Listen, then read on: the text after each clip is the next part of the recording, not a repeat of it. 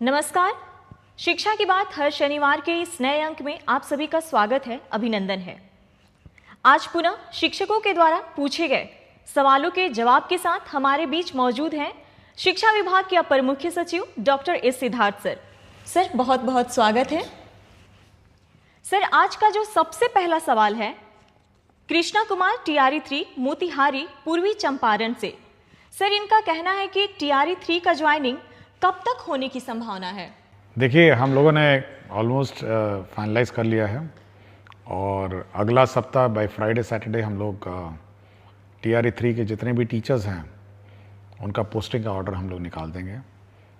मुख्य रूप से हम लोगों ने पोस्टिंग में यह ध्यान रखा है कि जिस विद्यालय में टीचरों की कमी है, जहाँ पे बच्चे ज़्यादा हैं और टीचर्स कम हैं, वहाँ पर उनका ज्वाइनिंग होगा, ताकि पूरे राज्य में जितने भी स्टूडेंट टीचर रेशियो है विद्यालयों का वो बराबर हो सके। तो अगला सप्ताह बाय फ्राइडे सैटरडे हम लोग टीआरई 3 का पोस्टिंग ऑर्डर्स निकाल देंगे और सभी टीआरई 3 के जो टीचर्स हैं वो मंडे से अपने स्कूलों में ज्वाइन करेंगे।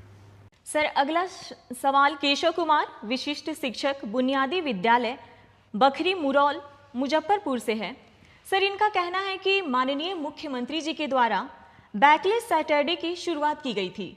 बैकलेस सैटरडे के अंतर्गत प्रत्येक महीने के लिए कुछ खास विषय वस्तु निर्धारित किए गए थे।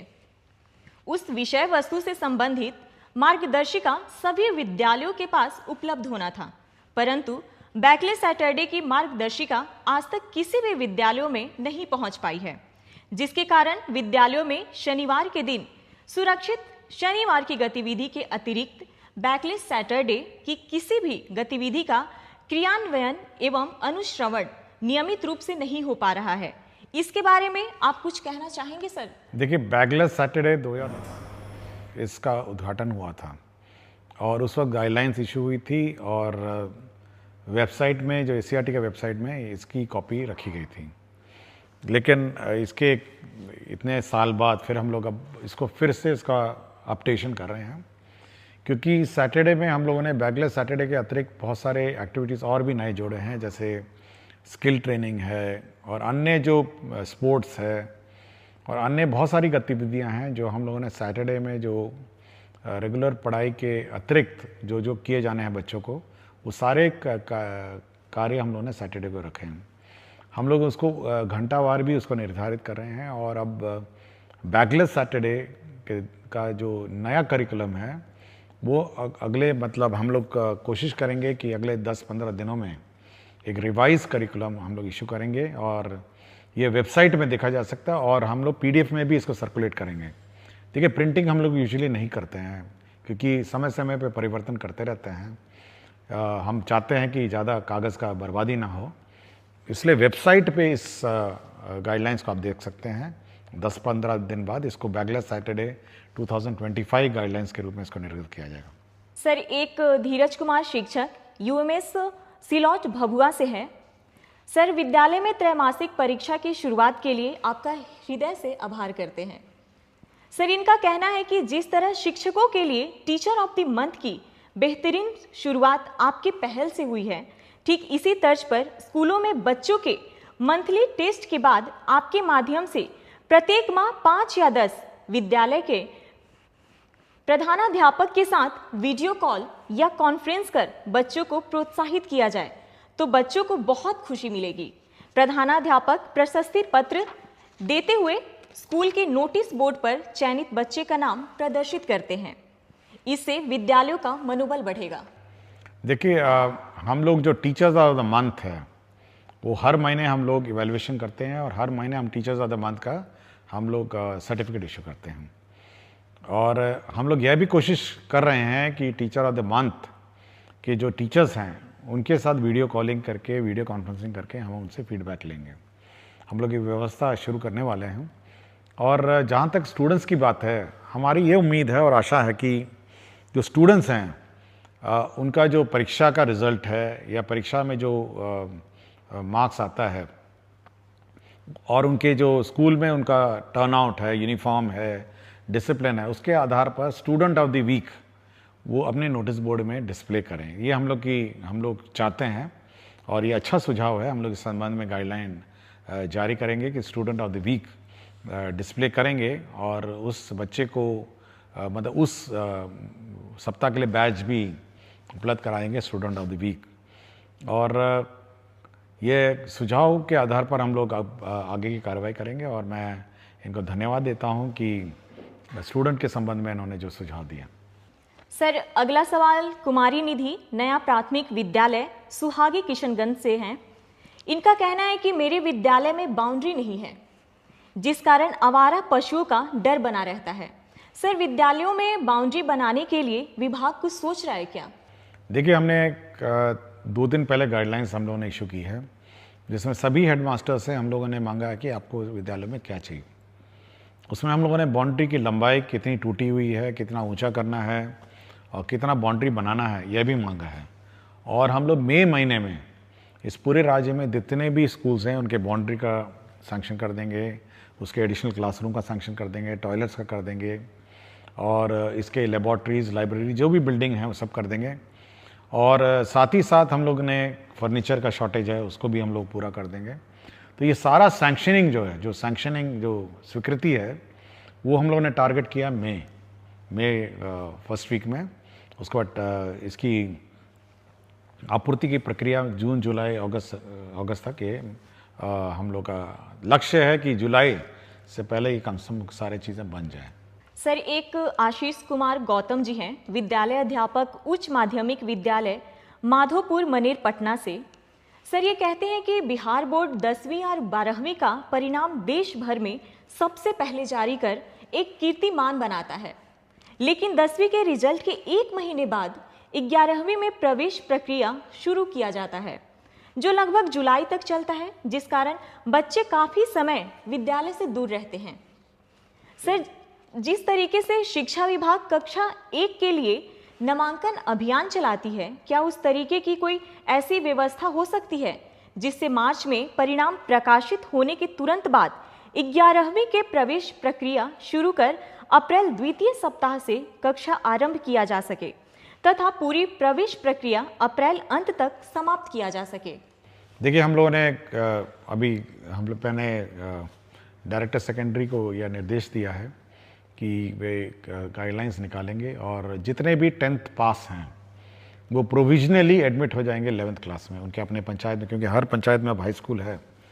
तो प्रोविजनली सभी को एडमिशन करके क्लासेस स्टार्ट करने का मैंने निर्देश दिया है।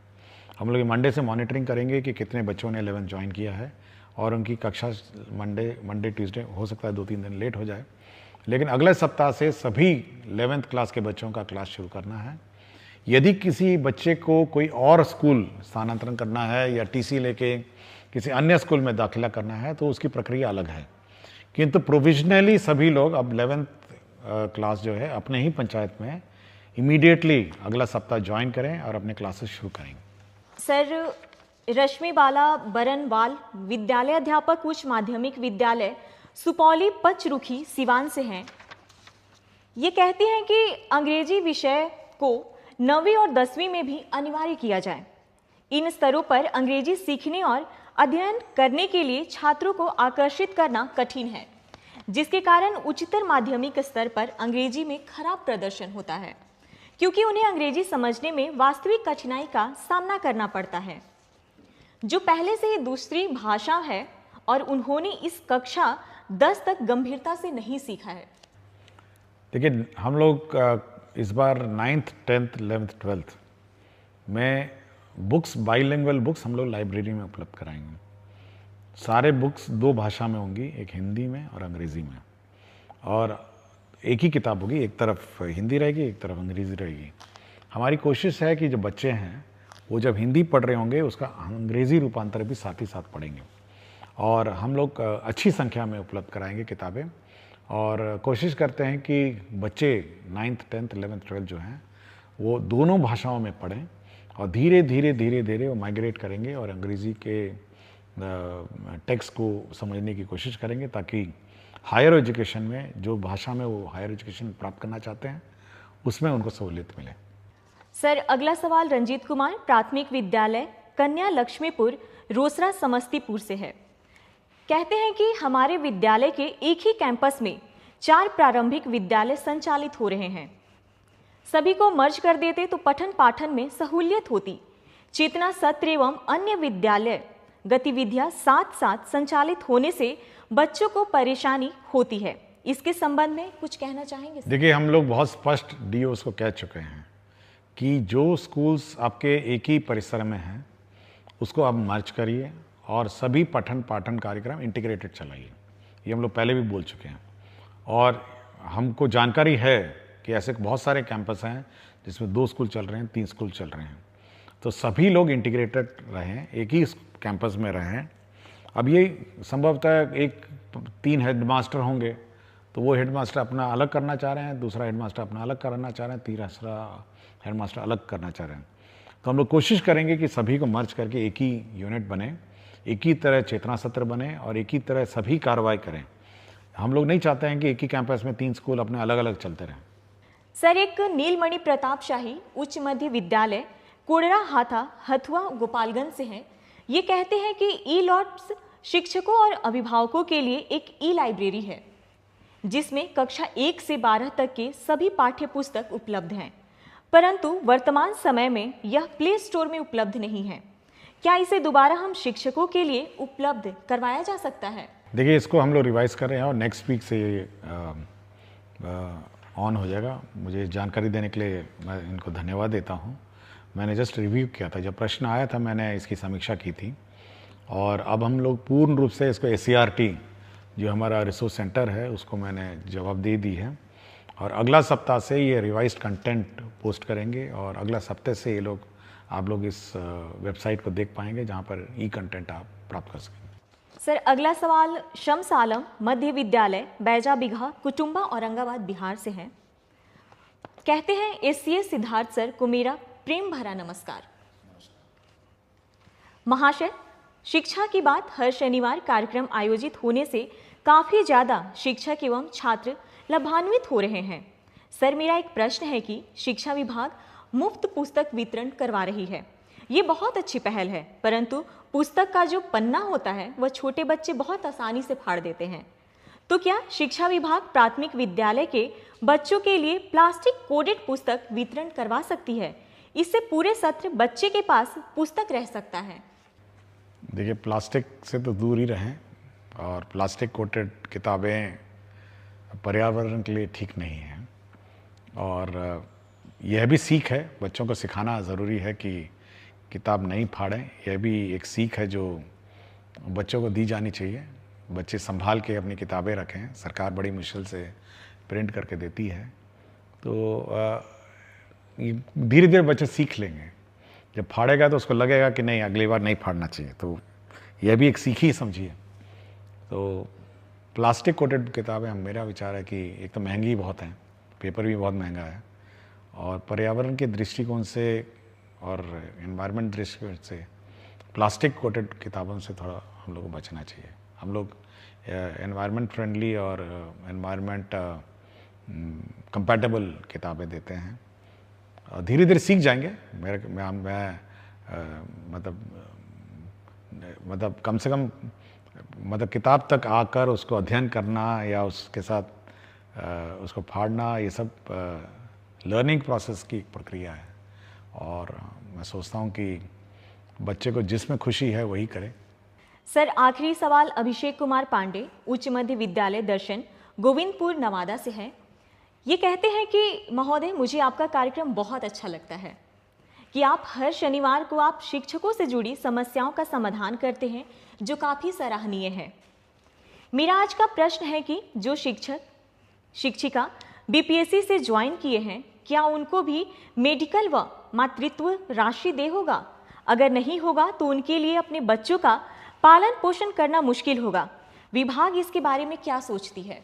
देखिए, विभाग ने बहुत स्पष्ट किया कि मेडिकल लीव जो किसी को मेडिकल लीव है उसको दे है और दूसरा है कि जो मैटरनिटी लीव है, जो मैटरनिटी लीव स्टैंडर्ड है, ये दोनों दे हैं। तो मैं बहुत बार मुझे शिकायत भी आती है, लोग मुझे कॉल करके पूछते भी हैं, कुछ लोग अपना फ़ोटो भी भेज देते हैं कि देखिए हम बीमार पड़े हैं अस्पताल में, कोई छुट्टी नहीं मिली है।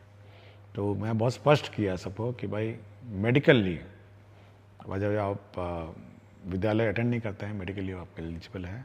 और मैटरनिटी लीव, जो मैटरनिटी लीव है वो भी एलिजिबल है।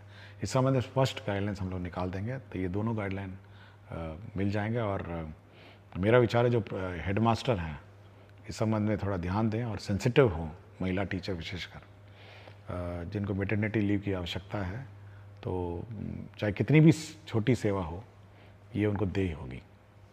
बहुत बहुत धन्यवाद सर। अगले सप्ताह फिर से मुलाकात होगी शिक्षा की बात हर शनिवार के नए अंक के साथ। धन्यवाद।